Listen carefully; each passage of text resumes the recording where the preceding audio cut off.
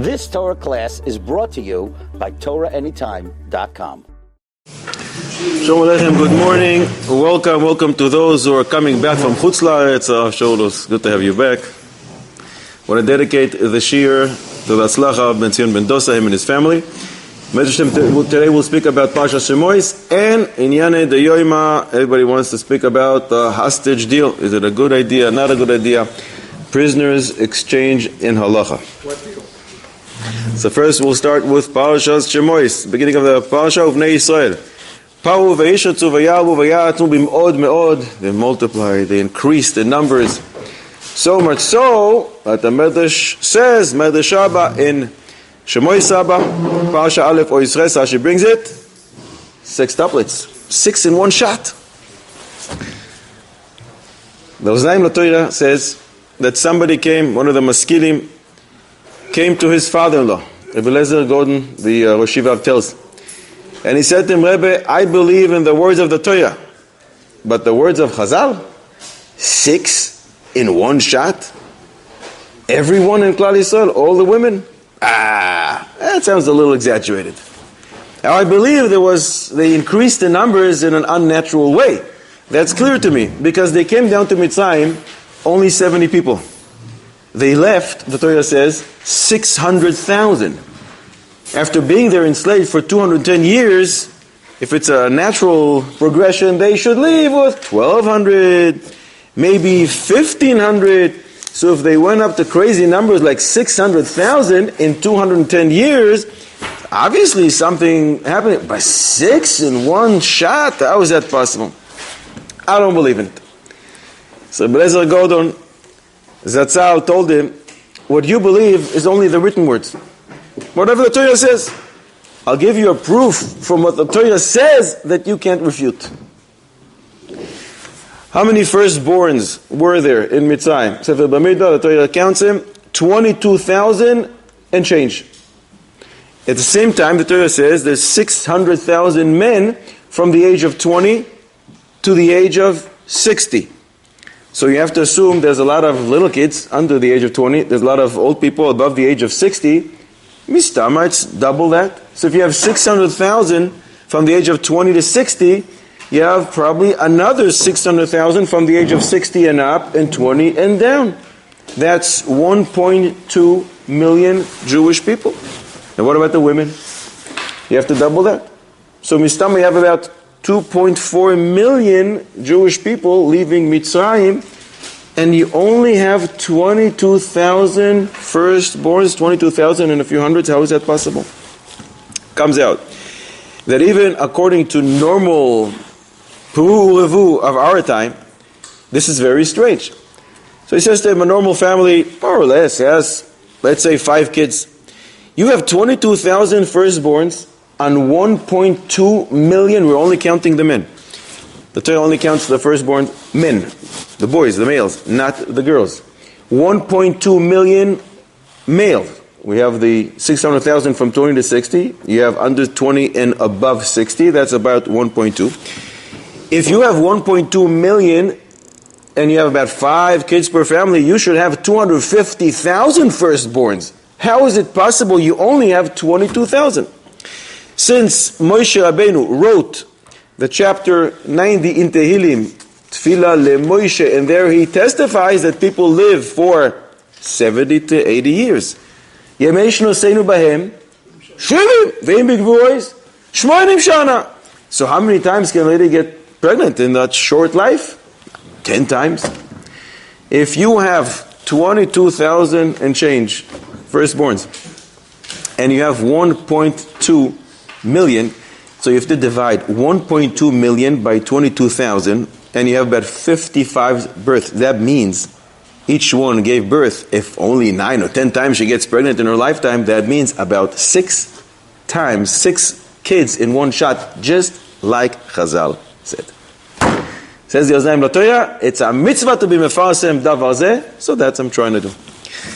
Avoy Klal Yisrael stayed in Eretz Yisrael, in Mitzrayim, enslaved for many years, 210 years. Why did they have to stay there for so long? Why so long? It's a good place to be. Big Chiddush in the Zohar HaKodesh in Shemot, Daf Gimel Amud Aleph. Reb Chia says, the Pasuk in Mishlei says, Al tilcha mes'ein ayin etra ayin. When you benefit from a bad person, you take his bread, it's not kedai, not to eat from it, and not from benefit from a bad person. Listen to the language of the Zohar. Ve'im k'sheyardu Yisrael leMitzrayim. And if, when Klal Yisrael went down to Mitzrayim, they wouldn't taste from the bread of the Egyptians, they wouldn't stay there for so long, and they wouldn't be able to do anything bad to them. They would not be able to harm them. That's the language of the Zohar. So why did they stay there so long? They ate the Egyptian bread. Chiddush. That's why we eat the bread in Chutzlaritz. Make sure it's not from a bad person. That's what the Pasuk in Mishlei says.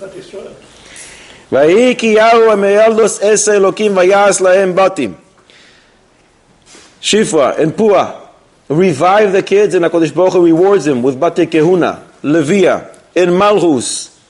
Why? Because they didn't listen to Paro and they didn't kill the babies. Wow!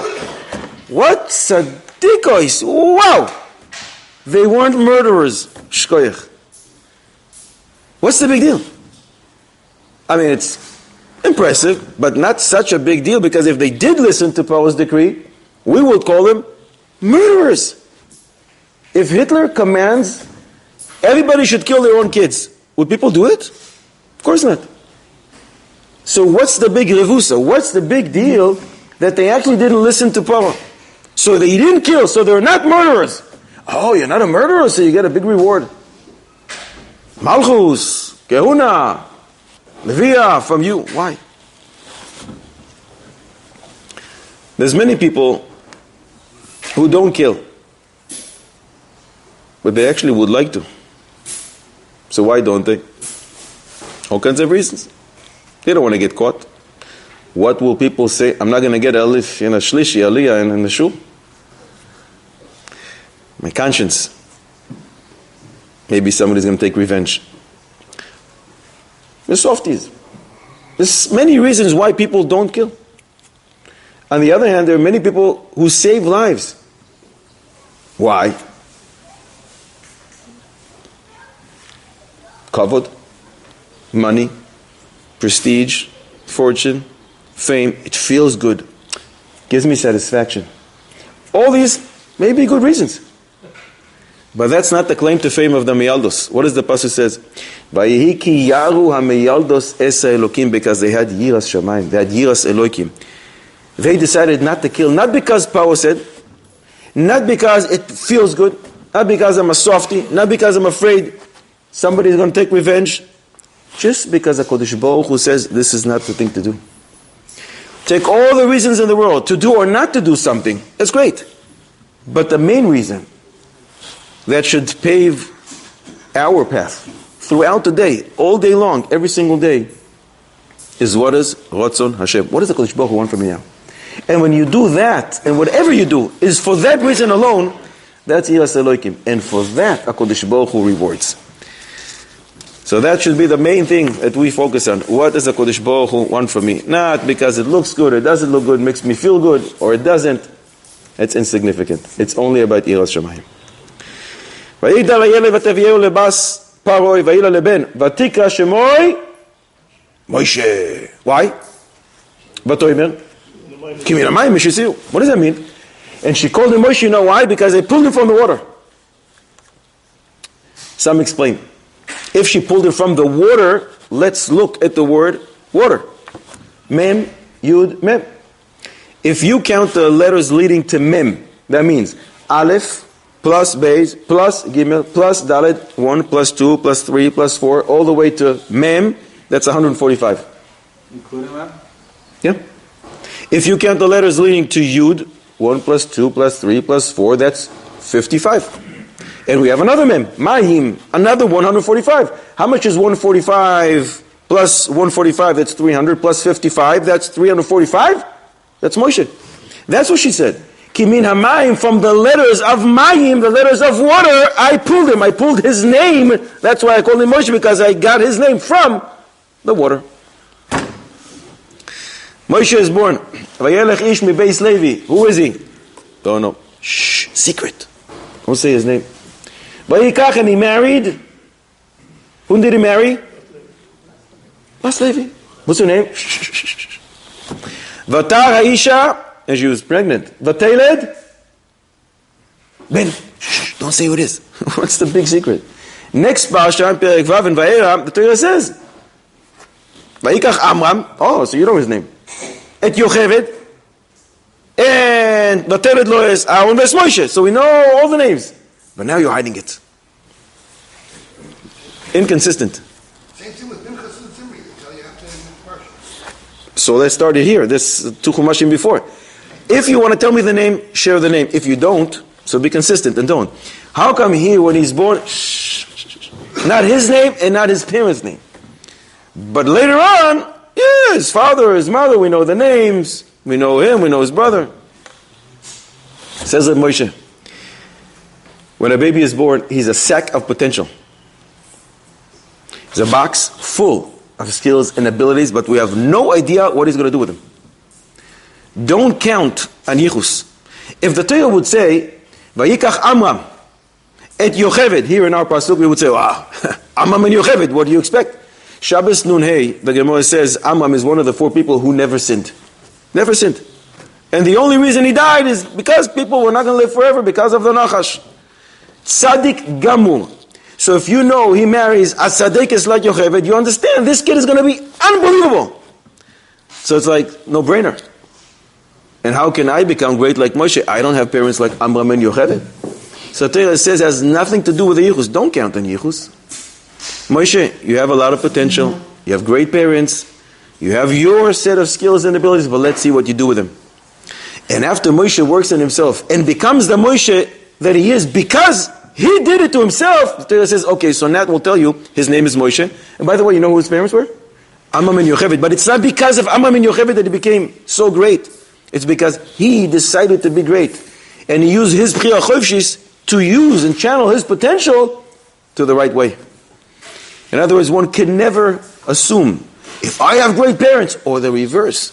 If I don't, well, I don't stand a chance. It has nothing to do with that. Great people came from terrible yichus, and terrible people came from great yichus. The Torah hides the names of the parents, so we won't make that mistake to rely on the yichus and say, well, from this house for sure you're going to get a Moshe Rabbeinu. No, not necessarily so. You see it from Yishmael, who had great father. Her great father is an Avraham Avinu. You see from Esav, we had a Yitzchak and Rivka, but he decided to be an Esav. And Yitzchak decided to be a Yitzchak. Bchira Chofshis. The Gemara says something similar. In Menachos Mem Nun Gimel, the Gemara tells us a story about Reb Freida.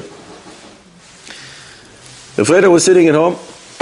Somebody's knocking. So the Gabbai goes to open the door, and he runs back to Reb Freida and says, Reb Freida, you know who's there? His name is Ezra. Ezra bar of Tilmus. And he is the great-grandson, 10th generation, to Belazar ben Azariah, who's 10th generation to Ezra HaSofer. And he wants to come in. And Reb Freida says, what are you getting so excited? What are you getting so excited about his yichus? If he's a Bar Urian, if he's a Ben Torah, yay, great, bring him in. If he's a Ben Torah, and he has all this yichus going all the way back to Ezra, gewaldig, great.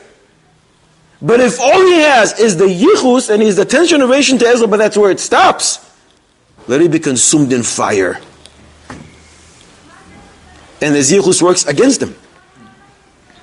Because if you have such a great grandfather, and you don't walk in his path, so he's looking from above, he says, what are you doing? You're making me look bad. It works against you. So yichus is great, but only if you continue in the same path. But the greatest thing to do is to create our own yichus for our grandchildren, that they should be able to be proud and say, you know who my grandfather was? And that's how really yichus works, because everybody has bchira chofshis. If there's one thing that we have to rely on yichus, is to create our own.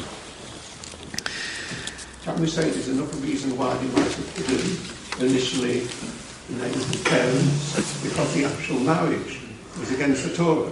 It was the marriage of her and Is there a Torah at that time? no, but we say the apostolic kept the Torah. And did Yaakov Avinu, when he married 2 sisters, the Torah hides it? Bedarkei Avos and two Halakim, I think, have 30 different answers from Rishonim and Achronim. How is it possible that Yaakov Avinu married two sisters, and many answers about Amram as well. Further on, they tell us that they're married, right? What's that? But further on, the Torah tells us that they were married. Next week, Parshas Vayera, Perek Vav. Boy Yisai, listen to Ashayla. A Maisa that happened. You know, unfortunately, sometimes people have children, and for whatever reason, it's too difficult for them to raise their children.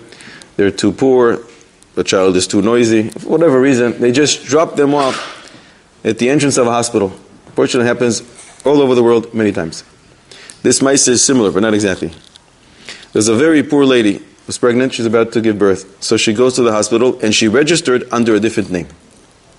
She gave birth and left the hospital, leaving the baby in the hospital.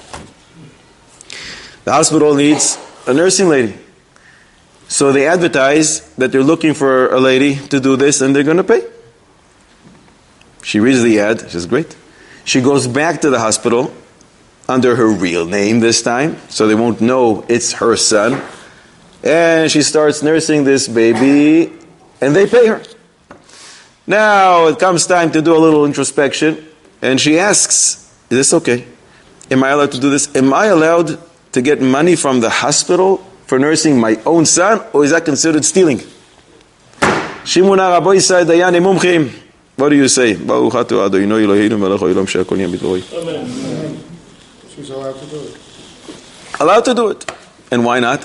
If the hospital would know that they're actually paying her, his own mother, that anyways would like to nurse her baby, would the hospital say this is great? Or the hospital will say, mekach taus, cancel the deal? Oh, maybe that's the reason we're asking this week. Could be. Has to do with Yocheved. What happened with Yocheved? She got paid to nurse her own son. So lichoira, we can bring a proof from Yocheved that this is kosher, because if it wouldn't be kosher, obviously she wouldn't do it. She was a big tzaddikus. But Yocheved, the Bati didn't know Yocheved was the mother? Did Batia know? I thought she knew. What does the pasuk say? Vatomer Rabbas Paro, Heilichi es הילד הזה והניקיהו לי, ואני אתן es שכרך. Seemingly she doesn't know. She knows. She doesn't know. And she's willing to pay. Licheoira, if Yocheved would think this is wrong and it's stealing, she wouldn't do it. But maybe we cannot use this as a proof. Because maybe Yocheved didn't take compensation, didn't charge. Batya decided to give her.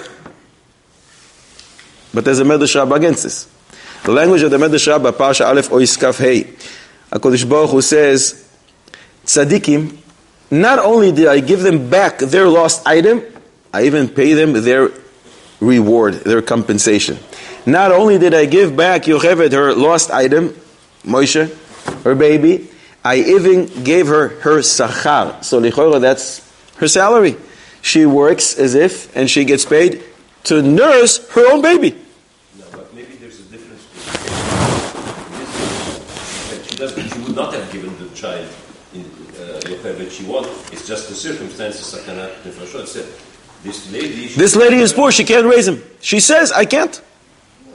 Yeah, but it's her decision. But the question is on the hospital. If the hospital would know this is what's going on, would they say, okay, that's fine. We just need somebody who would pay you. But anyways, you want to nurse your own baby, so why would I pay you? This is not a question of Gnevas Das. Gnevas Das, Gnevas Mammon. But maybe we can understand what Yocheved is doing based on Ha'amek Davar. The Ha'amek Davar says, the pasuk says here that the daughter of Paro says, "Va'ani eten et scharech." It doesn't say that Yocheved comes and says, "I want a certain salary." Eten is from language of netina, from matana. She decided to give her a gift. Why? Because she's a king. I don't know if you happen to be friendly with any king. You know some kings. If you invite a king to your son's bar mitzvah, do you think he comes and he gives you a 25 shekels Sefer HaChinuch from Or HaChaim or Yefenov? That's embarrassing. You think he gives you a set of Dirshu Mishnah Brura? It's embarrassing. If he leaves the bar mitzvah without giving you $100,000, it's not a king. It's embarrassing. The king pays handsomely. He's a king. So when the daughter of Paro sees something going on, I have to pay you for this. How much? She didn't get a regular wage as a nursing lady. She's a king. She pays totally different. So Bimele, this is very different than our case with a hospital, because the hospital, it's a business deal. I need somebody to do this service for me, and I pay like the going rate in the market. But a king pays differently. The language is Vani eten lach, from the language of Netina. Netina is a matana. But the Chida, differently. He says, why is it that the daughter of Paro decided to give Yocheved extra money? After all, it's the mother. Because the daughter of Paro says to Yocheved, listen, he's growing up in a palace. I want him to have top-notch food. I don't know what you can afford, but I want you to have every single night a steak dinner. Every single morning, I want you to have the best foods possible. So she paid her because she is going to do something extra. Because he is growing in a palace. He's going to be raised as a king. And that's why she paid her. We made it back to our question. When the hospital is not doing that, and the hospital is not the palace, this lady who's doing this is stealing from the hospital. Because if the hospital would know, they would say, Mekach taus, we do not want to pay the mother of this baby, because anyway she would like to nurse her own baby. So that would be a problem. Moshe Rabbeinu is in the desert, miles and miles away from the city. No one is around, quiet, and some sheep. And suddenly, Moshe! Moshe! So he comes close, he sees the burning bush. Moshe! And this is where Kodesh Baruch Hu appoints him to be the leader of Klal Yisrael. Isn't there maybe a little more fitting place for this? You're going to be appointed to be the leader of Klal Yisrael, the one who's going to deliver the Torah. Where? With some sand around, zero water, and some nice, cute sheep. This is the place in the desert? Says the Chofetz Chaim. HaKadosh Baruch Hu told him, Shal na'alecha me'al raglecha. Take your shoes off. Ki hamakom asher ata oimed alav admas koideshu. Where you're standing is an admas koidesh. In other words, it's not the place that makes the mensch. It's the mensch that makes the place. You can make any place admas kodesh. You can sanctify any place. All you need to do is shal nalecha. Take those shoes off. That thing that makes you a little heavy, slows you down. That barrier that you have between you and connecting to where you're standing. People sometimes ask, from where I'm standing, from where I am, how can I become great? How can I elevate myself? And that's what the Kodesh Baruch Hu taught Moshe. Ki hamakom asher ata oimed alav. It doesn't make a difference where you're standing. That makom that you are standing in right now can turn into admas kodesh. It's up to us. Any place, anywhere that we are, can turn into admas kodesh, and it's only dependent on us. Riddle of the week. Moshe does all kinds of nisim. He throws the staff down, and it turns into a snake. He puts his hand, takes it out of his jacket, and suddenly it's all white and tzarat. Was there anyone who did this trick before Moshe Rabbeinu? The snake or the tzara? Or both? Both. Can there be somebody who came before Moshe and does these things? Not everybody together.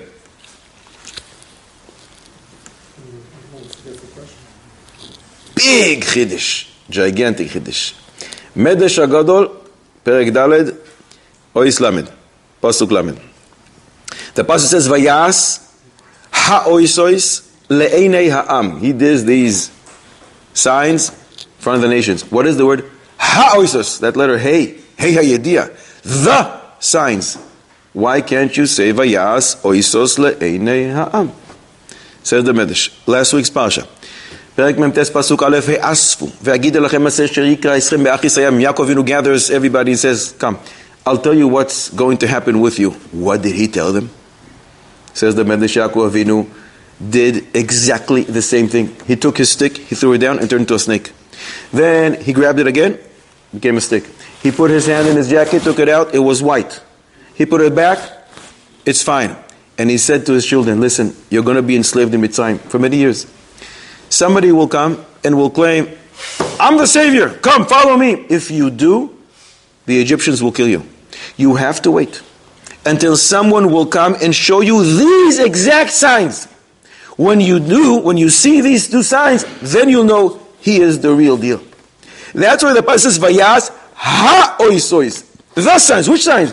The signs that they're familiar with, that they saw, that they once saw they witnessed by Yaakov Avinu. These same signs Moshe did to the nations, and that's why they believed him, and that's why they're willing to follow him. Because they remembered, that's what Yaakov Avinu said, that's what he was talking about. So that's the signs we are allowed to believe. That's why we believe you. Tremendous Chiddush. They had a tradition that Yaakov Avinu showed us the signs, and these are the two signs that we have to see. If you don't see these signs, don't believe him. He's a Mashiach Sheker. Let's talk about prisoners exchange. It's on everyone's mind. Normal procedure in the last who knows how many years is that Israel releases hundreds of terrorists, many times with blood on their hands, in order to receive 1, 2, 3 prisoners, and that's what seems to is going to happen in the next few days. And the question is this kosher? Is this halachically acceptable? How do we view this? So over the generations, when people were kidnapped, the Gedolim always said, "Don't ransom them." Who's the Gedolim that always said this? They were Who? over the generations. Soon we'll see. Soon we'll see. I think this is not to give too much. What's that? Not to give too much. What's too much? No, I think the Dolay says. Let's see. Shulchan Aruch Yoredea, Siman Reish Nun Beis. The halachos of Pidyon Shvuim. It's in Hilchos Tzedakah. In Hilchos Tzedakah, we learn there's all kinds of prioritizations and ingredients for the right recipe to make the best investment with your money. Who should be the recipient? An ani, the shul, hachnas skala, many different good causes we're all familiar with. They come every morning in the shul, and mistama you see them, everybody has his own cause, and they're all great. What's the right order of giving? What's the level of how needy a person is? He needs clothes, he needs a job, he needs a new car. Who is the ani? Aniyei ircha, before the poor people of a different city, aniyim of Eretz Yisrael. So we have many, it's very complex halachos to create the right prioritization. But, says the Shulchan Aruch, he copies the Rambam, Pidyon Shvuim tops the list. Pidyon Shvuim is right up there and very simple. One who is kidnapped is totally dependent on his kidnappers, and normally there's an element of pikuach nefesh. You see, Avraham Avinu, he took 318 soldiers to try and release one person, to try and release Lot, his nephew. So the source of this sugya is in a Mishnah in Gittin, Daf Mem Hei Amud Aleph, and the Mishnah says there's all kinds of institutions. Chazal were made takanos, the tikkun ha'olam, and one of them is en poidin es hashvuim yeser al kedei demehen. You don't pay too much to redeem hostages. The question is, what is too much? En poidin es hashvuim yeser al kedei demehen. So in the past, where there was a value attached to a person, when people were used to be sold, you know exactly what the value of a person is, and if they charge too much, so you don't do that. But what do you do today? Normally, most places they don't sell people. So the Maharam Lublin, more than 400 years ago, Siman Tezvav already deals with it, and he says, you have to assess if this person was a slave, how much he would be sold for. The Radbaz says, look at other nations and estimate what they would do, or look what they give in order to release their prisoners, and that is the normal going rate in the market, and based on that is what you have to do. Not more than that, and poidim mesashvuim yeser al kedei demen. But what's the reason for this halacha? This is halacha quoted in the Mishnah. What's the reason? The Gemara gives two possible reasons. Either duchka de tzibua, we don't want to burden the public's fund, or de lo leisu veligrivu tfei, not to encourage further kidnappings. What's the difference? What the reason is? We know the halacha. The halacha is you're not allowed to release for more than they're worth. But what's the difference what the reason is? The nafkamina is private money. If the reason is not to burden the public's fund, and you have the daughter of Gil Bates, that's his name after he converts, remember? Instead of Bill Gates, he becomes a Gil Bates. Sounds much more Jewish. So if his daughter is kidnapped, he can release her with as much money as he wants, and he doesn't burden the public's fund. So private money can release a relative, and it's not going to cause any problem with the tzibur. But if the reason is not to encourage further kidnapping, it doesn't make a difference how much money you have, you can't release. So the Gemara tries to bring a proof from Levi Bar Darga. His daughter was kidnapped, and he released her for 13,000 gold coins, exorbitant amount. So you see that Levi Bar Darga held that the reason is not to burden the public's fund. But this is my private money, so it's not going to affect the tzibur. Mimele, he released her for 13,000 gold coins. But the Abaye comes and says, Mi amar di birtzon chachamim asaken. Who says it's the right thing? Maybe Levi Bar Darga held like this, but chachamim didn't agree. This is what he did for his relative, his daughter. He released her, but who says that was the right thing to do? So Lemaise, this is called a baya de lo ifsheta in the Gemara. There's a question in the Gemara. What the reason for the halacha is? We don't know. The Gemara leaves it with a question mark. We don't know the reason, but we do know the halacha. The halacha is, you don't release the prisoner for more than he is worth. In our case, there is no duchka de tzibura. There is no burdening the public's fund for two reasons. First of all, it's not a local community. It's the government. It's not a problem. But more than that, when we release hundreds of terrorists that we have, it's actually making it easier for us. If the problem is money, we're making it easier for us. We don't need the manpower watching over them. We don't need to feed them. We don't need the facility to hold them. So, if the reason is duchka de tzibura, it doesn't apply in our case. So this is a baya de lo ifsheta. We don't know the reason, so we can't apply the reason and say, well, in our case, this doesn't apply because the halacha stands. The Rambam in Matnos Anim, Perek Ches Halacha Yud Beis, and the Rif as well, they both paskin that the reason is the second reason. The lo ligrevu veleisu tfei, that they shouldn't come and do this again and again. They say it's a great business. We kidnap one or two or three or whatever we can, and we charge for whatever we charge, releasing people or money, and it works. They pay us, so that's going to encourage further kidnapping. In order to prevent that, the Rambam and the Rif decided the halacha is like the second reason, and this is a chumrah. Why is this a chumrah? Because it prevents private money to release their own relatives. So this is a chumrah. 3 dapim later, we started with Memhei Amud Aleph in the Mishnah. 3 dapim later in the Gemara, Memches Amud Aleph, we learn a story. Rabbi Yeshua ben Hanania once came to Rome, and they told him there's a kid here with something special. He is in the Roman prison, and he is something. Go visit him. Yeah, you'll see something out of this room. He goes and he stands at the entrance of the jail, and he tests this kid. He says half a pasuk from Yeshaya, and the kid completes the pasuk, and he is so impressed, and he says, Muftach ani, Shia Moire Hoira B'Yisrael, this kid is going to be one of Gedolei Yisrael, and he made a shavua.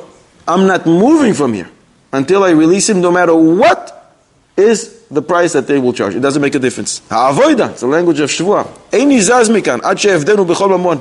I will pay anything they want. And that's what happened. Says Gemara, who is this? Who was this kid? Rabbi Shmuel ben Elisha, Kohen Gadol. He was right. But the Tosfos asks, how was he able to do this?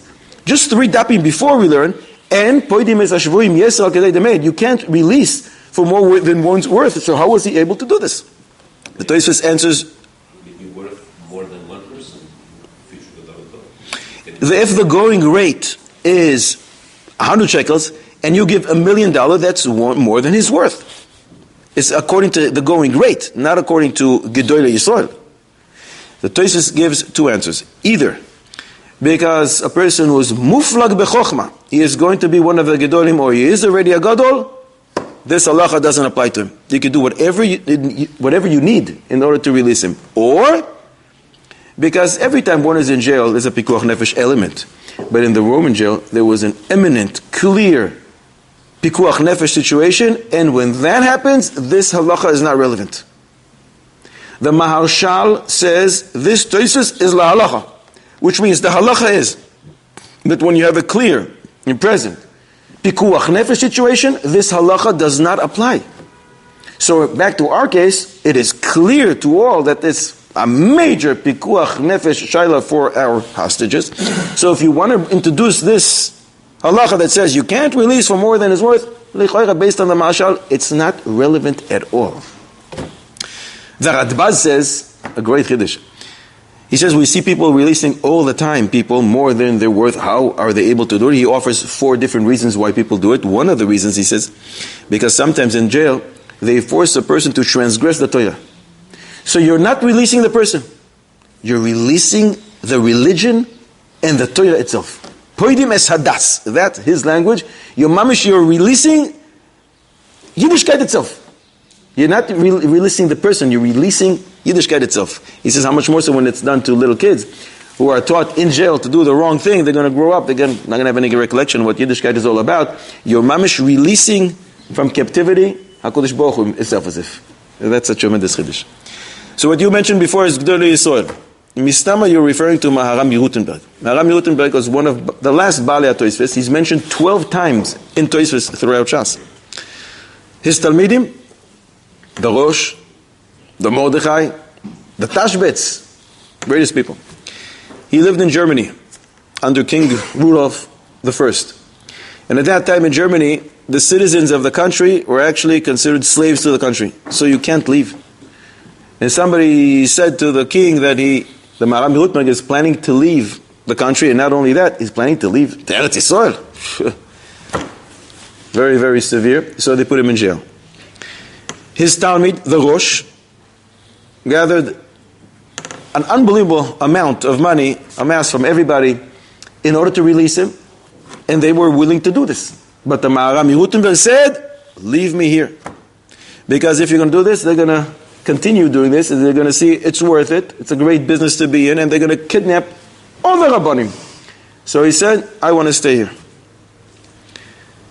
They didn't let him learn. At one point, he davened to HaKadosh Baruch Hu, and for some reason they allowed, and they brought in some parchment and some ink, and he started writing, and we have a lot of his writings from what he wrote, the tshuvas that he wrote when he was in jail. At one point they allowed his Talmid, the Tashbetz, to go in and learn with him. But he didn't have a Sefer Torah to learn from. He davened to HaKadosh Baruch Hu. And from Shemaim, they gave him one of the 13 Sifrei Torah that Moshe Rabbeinu wrote on the day that he died. This Sefer Torah is still here. It's in the Altenoi Shul in Prague. They still have it. It's mamish an amazing thing. So this is going back, the Maharam Yehutenberg, I believe, was born, Goyish account, 1215, and died 1293. He died in prison. He was there for the last 7 years of his life. The Rosh wanted to release him, but he didn't accept this. And this could be a Midas Chasidus. After he died, they wanted to charge a lot to release his body. It took 14 years that he stayed. His body was in jail. And there was a man, I think the name was Alexander Whitman. And he said, I'll release him for that price, but I want to have the schus to be buried next to him. And that's what happened. He released him, he gave him all the money, and he had the schus to be buried next to the Maharam Yehutenberg. So this lichoira is a midas chasidus. The Maharam Yehutenberg, according to the Tosfos, can definitely be released. He's a muflag b'chokhmah, he's Godol Hador. According to the Maharshal, if there's a pikuach nefesh, this is not relevant at all. According to the Radbaz, everybody does it for various reasons. Lichoira, it's not relevant, but he was noyeg midas chasidus be'atzmo. Pikuach nefesh, in this case of today, it's a safek future, in fact, less than safek future pikuach nefesh. So Let's see. To us, there's a clear, eminent pikuach nefesh to the hostages, no question. So lichoira, this halacha is not relevant. On the other hand, you have 3 potential problems. When releasing the terrorists, again, you're causing pikuach nefesh to everybody around. And more than that, you're causing a pikuach nefesh to a greater number of people. Right now they have close to 100 hostages. Some of them are not alive. But when releasing hundreds of prisoners, you're going to create potential pikuach nefesh to a greater number of people that until now, as if we're not in harm's way. And more, you have to assume that if the young people over there in Hamas see this is a worthwhile investment, so they will join and become terrorists as well. This is great. the Mishnah that we quoted is talking about different times. When people were kidnapped, not as a political bargaining chip, but to become a slave. They would kidnap a person, they would sell him to be a slave, or you release him for whatever money you can. Today it's a totally different ballgame. Today it's Dinei Milchama. And the Mishnah is not talking about it. The Shulchan Aruch doesn't discuss Dinei Milchama. And you have to assume that in Dinei Milchama, everything is different. And not less important is to take into account the morale of the soldiers. When a soldier goes to war, and he knows that Israel will stop at nothing to release him, his motivation is all the way up there. But when he knows that he goes to fight for the country, but not necessarily that he's going to come back, alive or dead, his motivation is not so high. And it's imperative that all soldiers go with 100% excitement, enthusiasm, 100% motivation to go all out, no matter what, because they know we will stop at nothing to bring them back. So there's a lot of missing information that we have in order to know everything, to be able to assess if this is a good deal or not. On the surface, it sounds like a terrible deal. But since this halachah is not relevant, it's a great deal. Why? Ovadia, I think it was 40 years ago or so, the Entebbe, on the plane was taken. Rabbi Tzak Hutner was one of the people who was taken there. He wrote a tshuva. When you have a suffix and you have a vadai, the rule is we go with a vadai. They wanted to release a lot of Palestinians, and that's the reason they hijacked the plane. Baruch Hashem, Israel was able to go in and release the people. The Entebbe wasn't the Rav Hutner one. Rav Hutner was September of 1970. Okay, sorry, thank you for that. So Avadia wrote the following. You have a vadai sakana to the hostages. You have many sfekus regarding those whom you're going to release. What are the sfekus? Maybe they're going to do tshuva. Hard to imagine. I don't know if tshuva, but maybe they had enough. They suffered enough in the Israeli jail. They don't want to go there again. Suffolk. Maybe they will go back, trying to go back to terror activity, but maybe they won't be successful. Maybe we will kill them. Maybe they will be caught again by us. Maybe they're going to have an accident on the way. It happened many, many times. The terrorist tries to put a bomb somewhere and he himself explodes. It happens so many times. So these are many sfekus. I don't need to combine sfekus, but it's a suffix. When you have a suffix and you have a vadai, you go with a vadai. You have a certainty and you have a doubt, you go with a certainty. And the certainty is that you have pikuach nefesh in front of you, and therefore you have to release. And of course there's got to be a limit. You can't release 50,000 people or 100,000 people for one person. But the rule is that we normally listen to the experts in any area. For example, we learn that we listen to a doctor. And the doctor tells us to violate Shabbos for the patient. The doctor tells us that the patient has to eat on Yom Kippur. Even though it's skila for Shabbos, it's skaris for Yom Kippur, we listen to the professional, we listen to the doctor. And that's how it is in all professions. We listen to the experts. If the security officials, and we know there's a lot of politics involved, but if the security officials, and again, as I said before, psychologists will explain to us exactly what it does to the morale of the soldiers. If the experts think this is a good deal, because we have the pikuach nefesh, a very, very clear one to our hostages, because we have the Mishnah, which is not relevant in this case, as we said, lichoira, this is not a good deal. This is a deal we, with a lot of tears in our eyes, should accept. Fascinating shaila. Sha'ar Yosef. Sha'ar Yosef is the Chidah. One of his Sfarim, Sha'ar Yosef, in Horios Yud Gimel Amud Aleph, he asks a question. A father, a rabbi, and a mother were caught. Reuven's father, Reuven's rabbi, and Reuven's mother are in jail. They're demanding 1,000 gold coins to release the father and rabbi together, or 1,000 gold coins to release the mother.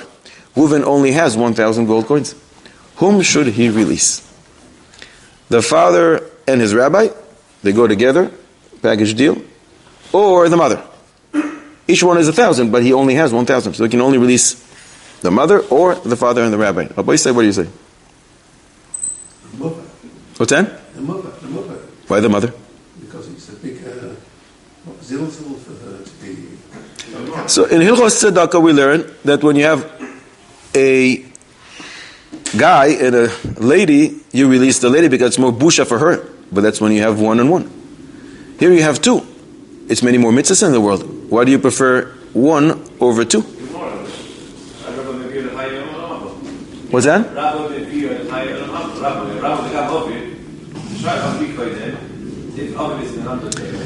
That's his father and his Rebbe. His Rebbe brings in l'chayei olam haba. So his Rebbe comes before the father if the father is not his teacher. Great. But the father and teacher are in one place, the mother is standing alone. What do you want to prioritize when it's the mother against the rabbi? The rabbi and the father. Why? The mother has the advantage that she is a lady, and as a lady she has more busha. The rabbi has the advantage that he's the rabbi, and is also with the father, so it's 2 people, there's many, many more mitzvahs in the world. Whose blood is redder? There are 2 people versus 1 person. So you're saying, let's go to the lab and find out whose blood is redder, and we'll decide. And if the blood, it's a Shabbos and they're not working, what do you do then? We have to decide right now. What do you do? Who do you want to release? The father and the rabbi. Why? Because they bring him to the world to come. And she doesn't bring him? She told him, Moide Ani. And he was 2 years old. She's the one who taught him. Says the Chidah, a great Chiddush. He says, release the mother. Why? The Chiddush in what he says is Medayek from a Tosefta in Hoyos, Perek Beis, Mishnah Hey. The Tosefta says, listen to a language of the Tosefta. Hu ve'rabo ve'aviv b'shevi. He himself is in captivity together with his father and his rabbi. Says the Tosefta. Hu koidim le'rabo. He comes first. Why? Chayecha koidim. You have to release yourself first. Ve'rabo koidim le'aviv. His rabbi comes before his father. If the father is not his rabbi as well, is not his teacher, because, as we said, the rabbi brings him l'chayei olam haba, and his father only brings him to this world. Ve'imo kodemet lechol adam, and his mother comes before anyone. The language of the Shulchan Aruch is ve'imo kodemet lekulam. Says the Chidah, the order here is wrong. If his mother comes first, she should be the first on the list. You should have said like this: you come first. Your mother comes first before your rabbi. Your rabbi comes before your father. Why does it say your rabbi comes first, your father comes second, and your mother comes before anyone? Says the Chidah, because the Chiddush here is that the mother comes even before the first 2. Even when they're together. That's a tremendous diuk. It's very, very fitting according to the language of the Shulchan Aruch. Shulchan Aruch says, Ve'ima kodemet lekulam, meaning even more than one person. But that's the language of the Tosefta, and a tremendous Chiddush, I think, from the Chidah. Again, you see from here that sometimes the Halachah one-on-one is not necessarily relevant. You're willing to release 1 woman, even though you're going to keep in prison 2 men. More mitzvahs, more mekudash, and yet. Ben Ishchai, in his Sefer Od Yosef Chai, Chelek Beis. It's still Chayecha Koidmin, no? Chayecha Koidmin. Before the mother. Chayecha Koidmin before the mother. When this is quoted in the Halachah, Shulchan Aruch Yoredei Reish Nun Beis, this is quoted just like this, without explanation. The Shach and the Bayer Heitev and others say that the mother goes even before you, if there's no Pikuach Nefesh. Because her zilzul and her busha is great. But if it's Pikuach Nefesh, Chayecha Koidmin, and you still go first before the mother. Ben Ishchai in his Sefer Od Yosef Chai Chelek Beis Parshas Naso, page 10. A great Chiddush. He brings from Sefer Pada Es Avraham. That's Reb Avraham Palagi, the son of Reb Chaim Palagi. And he brings a medrash that we don't have. And he quotes a medrash that he saw in a Ksav Yad. The medrash is about Rabbi Yossi ben Kisma. Rabbi Yossi ben Kisma's 2 sons were kidnapped by a Goyish minister. And Rabbi Yossi ben Kisma went to him and he said, give me back my sons and I'll give you 100 gold coins. And the minister said, no. Rabbi Yossi ben Kisma left, and he went back home and he davened. And he davened. And he davened. And HaKadosh Baruch Hu listened. And HaKadosh Baruch Hu sent Malach Michael to strike this Goyish minister. And the minister gets this intestinal problem, and he's in pain. Mamish, he can't bear it. So one of his people there said, maybe it's because of that Jewish guy that came earlier who wanted to release his sons that you took, and you said to him no. He said, I don't think it has anything to do with it. Bring him back. As soon as Rabbi Yossi ben Kisma came into the room, suddenly the pain is over. And he feels great. And he says, you offered me 100 gold coins before, right? Okay, fine. Give me 100 gold coins, then I'll give you back your sons. And Rabbi Yossi ben Kisma says, no, sorry, the price is now different. Now I'm only willing to give you 80. 80! Get out of here! And as soon as Rabbi Yossi ben Kisma left, the pain came back. It's unbearable, and he passed out. When he came to, he realized it's because of Rabbi Yossi ben Kisma. So he called him back. He says, okay, fine, 80. And Rabbi Yossi ben Kisma says, guess what? It's different now. Now, 50. 50! And he got so upset, and again, pain is back. Because as soon as he saw Rabbi Yossi ben Kisma, the pain went away. Rabbi Yossi ben Kisma comes back, and he says to him, what do you want? He says, I want to take him for free. He says, fine. Here are your boys. Rabbi Yossi ben Kisma says, I'm not moving from here until we estimate how much money you actually owe me for enslaving my kids. And they figured out, and he got 80 gold coins from the minister, and he walked with his two sons. There's still time, that this medrash should be fulfilled with our hostages. Not only will they give him all back, they're actually going to pay us for all the pain and torture that they inflicted on them and on us. That a shir like this will only be la halacha and not lemaiseh. אחינו כל בית ישראל נשוי מצר ובשיב יעום דימן בים ובן ביבש אמר כמרחם עליהם ויוציאם מצר ולבוך המפל לא ירא ומשיעבוד לגאולה אשתא בעגלה ובזמן קריב ואינו ימר אמן. You've just experienced another Torah class brought to you by TorahAnytime.com.